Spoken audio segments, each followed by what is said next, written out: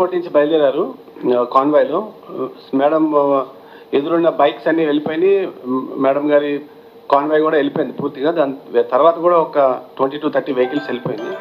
ఆ తర్వాత ఏదైతే ఒక 50 to 100 వెహికల్స్ ఉన్నాయో కార్స్, అవి మన ట్రాఫిక్ నియంత్రణలో భాగంగా రొటీన్గా మనం అన్ని ప్రోగ్రామ్స్కి చేస్తుంటాము.